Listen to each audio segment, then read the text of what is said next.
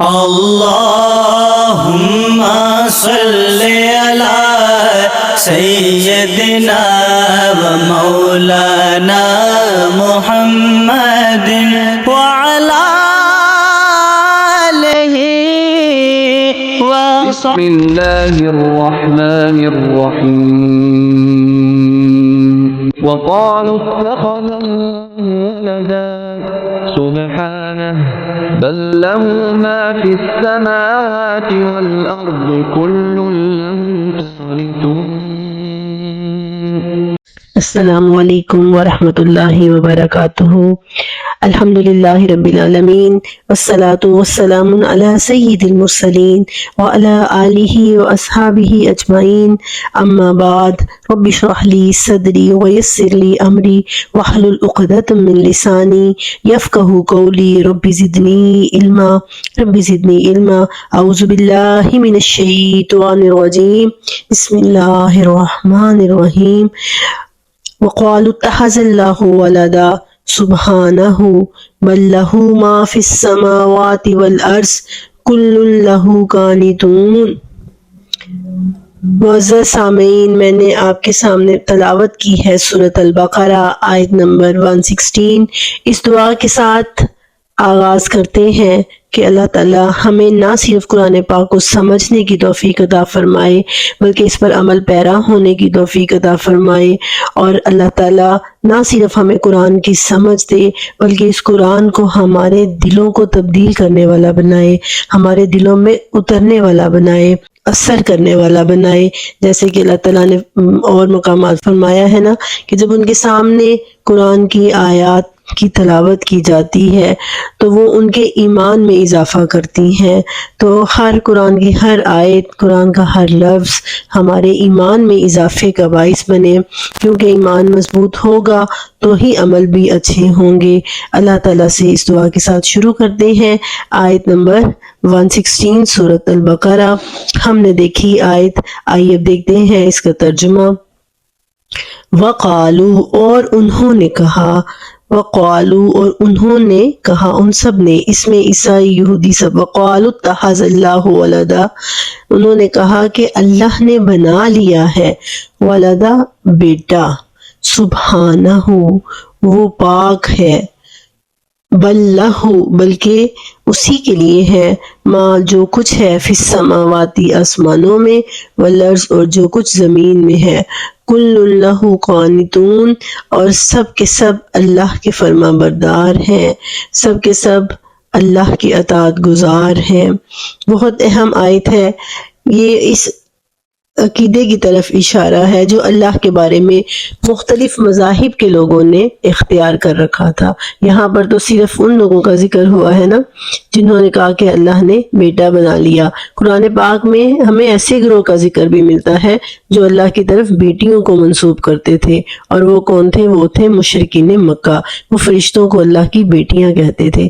یعنی انسان اپنے جیسا اللہ کو بھی سمجھنا شروع کر دیتا ہے. جب انسان یہ سوچتا ہے کہ اللہ جیسے انسان کو ضرورت ہوتی ہے اولاد کی، اولاد جو ہے اس کا سہارا ہوتی ہے، اس کا نام باقی رکھنے کا ذریعہ ہوتی ہے، ایسے وہ سمجھتا ہے کہ ہماری طرح اللہ کو بھی اولاد کی ضرورت ہے، اللہ کو بھی اپنا نام باقی رکھنے کے لیے کسی چیز کی ضرورت ہے. سورۃ توبہ میں اللہ تعالیٰ نے فرمایا وقالت الیہود عزیر ابن اللہ وقالت النصارى عیسی ابن اللہ. یہودیوں نے کیا کہا؟ عزیر اللہ کا بیٹا ہے، اور عیسائیوں نے کیا کہا کہ عیسیٰ اللہ کے بیٹے ہیں. اور یہاں پر بھی اللہ تعالیٰ نے فرمایا وقالوا اتخذ اللہ ولدا، انہوں نے کیا کہا؟ اللہ نے بیٹا پکڑا ہے. اب یہاں پر ہم ایک ایک لفظ کو دیکھیں گے. اتخذ ولدا، سبحانہ، یہ بڑے قابل غور لفظ ہیں. جب ہم لفظوں کو سمجھتے ہیں تو پھر ہمیں گہرائی سے علم ہمیں تب حاصل ہوتا ہے. اور اللہ نے فرمایا انما یخشی اللہ من عبادہ العلماء، کہ میرے بندوں میں سے مجھ سے ڈرنے والے صرف کون ہیں؟ عالم لوگ جن کے پاس علم ہے، جن کے پاس علم کی گہرائی ہے، وہ مجھ سے ڈرتے ہیں۔ صرف انفارمیشن رکھنے والے لوگ بہت سی اور وسوسوں میں پڑ جاتے ہیں، ریاکاری میں پڑ جاتے ہیں، ایک دوسرے کو نیچا دکھانے کے چکروں میں پڑ جاتے ہیں، لیکن جن کے پاس صحیح علم ہوتا ہے نا، اللہ نے فرمایا وہ مجھ سے ڈرتے ہیں، ان کے دلوں میں خشیت الہی، اللہ کا ڈر ہوتا ہے، اللہ کا خوف ہوتا ہے۔ تو آپ دیکھیے کہ اللہ کی ذات وہ اتنی بلند ہے، فرمایا سبحان، وہ پاک ہے کہ اسے کسی بیٹے کی ضرورت ہوگی، اسے کسی بیٹی کی ضرورت ہوگی، اسے اپنا نام زندہ رکھنے کے لیے کسی کی ضرورت نہیں ہے، وہ ان تمام علائشوں سے پاک ہے۔ اس کی بہترین تفسیر سورۃ اخلاص ہے، لم یلد ولم یولد۔ اتخذ کا مطلب ہوتا ہے، اکثر آپ دیکھیں گے یہ لفظ استعمال ہوا ہے، یہ نہیں کہا کہ اللہ نے بیٹا بنایا، جعل کا مطلب ہوگا بنایا، لیکن اتخذ کا لفظی مطلب ہوتا ہے پکڑنا۔ اور جہاں پر ہم نے یہ دیکھا پیچھے بنی اسرائیل نے بچڑے کو اپنا معبود بنا لیا، تو وہاں پر بھی اتخاذہم العجل، ان کا بچڑے کو معبود بنا لینا۔ تو اس لفظ کے اندر گہرائی پائی جاتی ہے کہ دل سے کسی چیز کو مان لینا، دل میں اس چیز کی محبت پیدا ہو جانا، اعتقاد پیدا ہو جانا۔ تو یہ ایسے ہی ان کے دل میں بھی، عیسائیوں، یہودیوں اور مشرکین مکہ کے دل میں بھی اس چیز کا اعتقاد پیدا ہو گیا تھا، یقین پیدا ہو گیا تھا کہ اللہ کی کوئی اولاد ہے، اللہ کا کوئی بیٹا ہے۔ تو اللہ نے فرمایا سبحانہ، اللہ پاک ہے، سبحان اللہ ہم کہتے ہیں نا، بڑا پسندیدہ کلمہ ہے یہ اللہ کا۔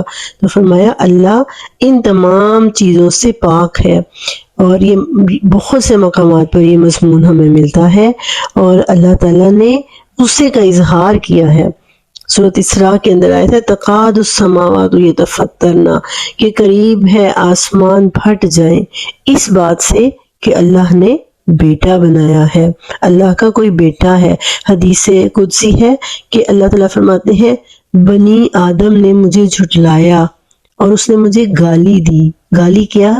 کہ اس نے کہا اللہ نے بیٹا جنا ہے، یعنی اللہ تعالیٰ نے فرمایا کہ میری ذات اس چیز سے اتنی پاک ہے۔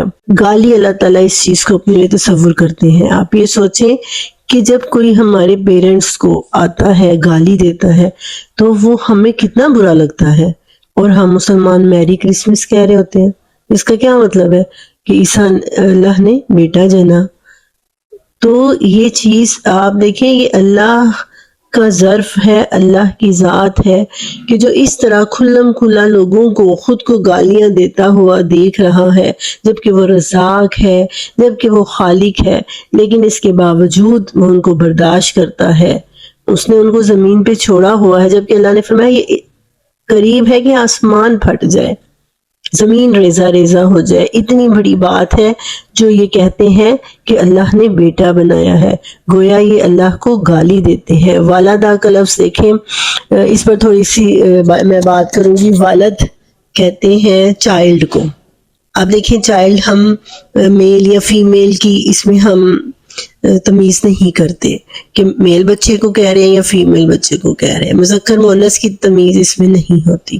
بہت وسعت ہے اس لفظ کے اندر۔ جب ایک مرد کی نسبت سے بچہ پیدا ہوتا ہے تو وہ والد بن جاتا ہے، اور جو اس کو جنتی ہے وہ والدہ بن جاتی ہے۔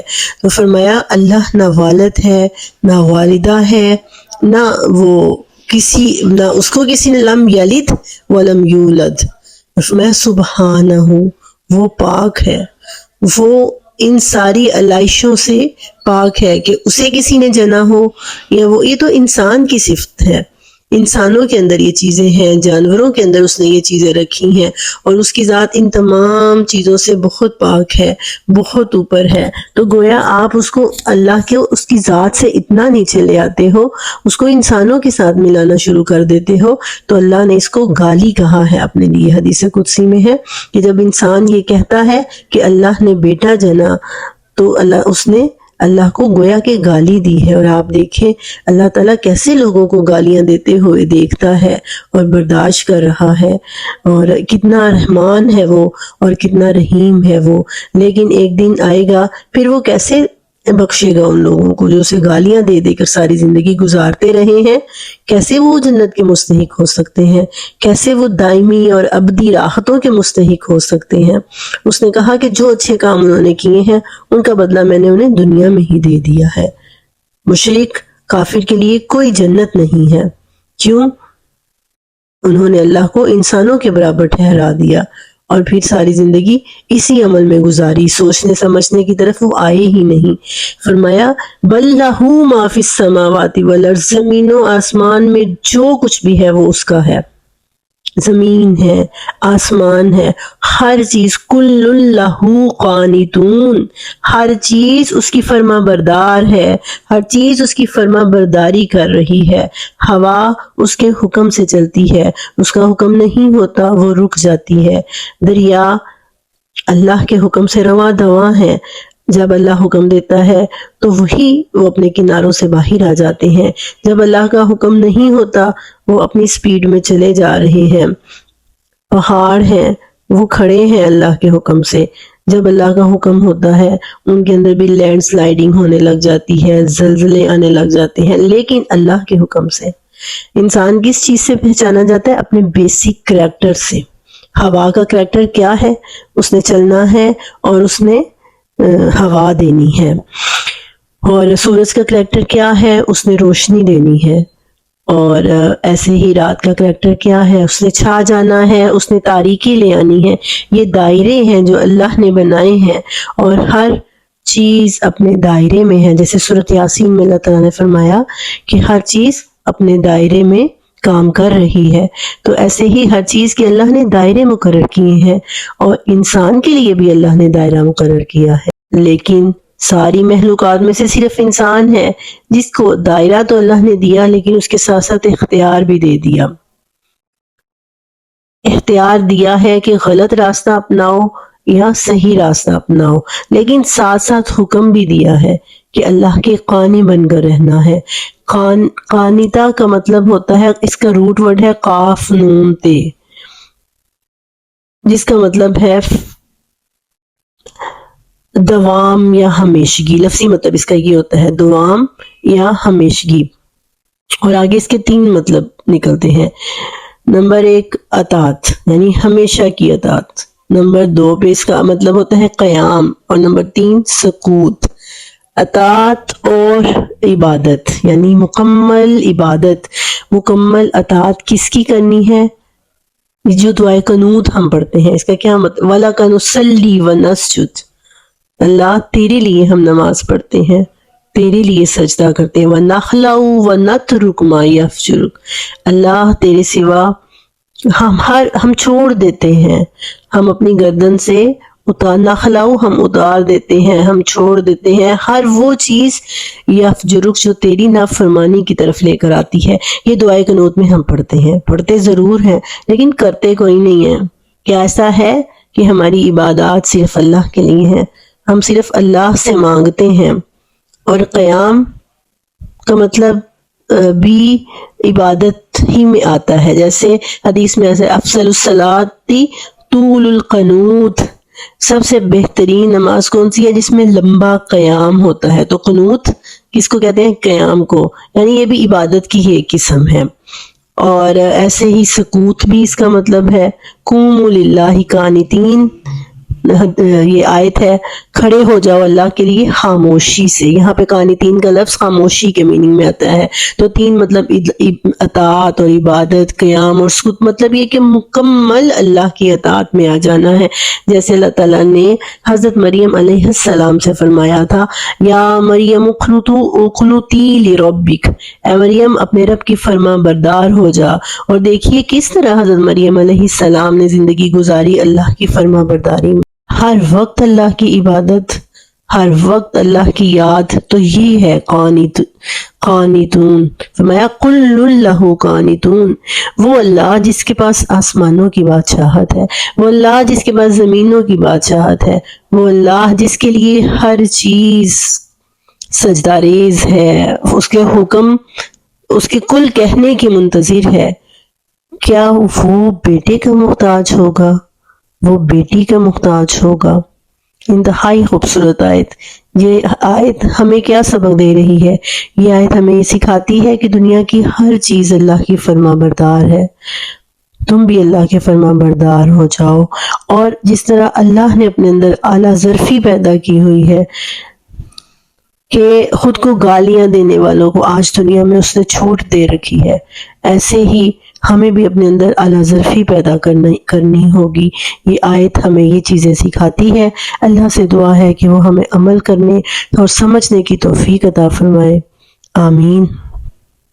وآخر دعوانا ان الحمد للہ رب العالمین.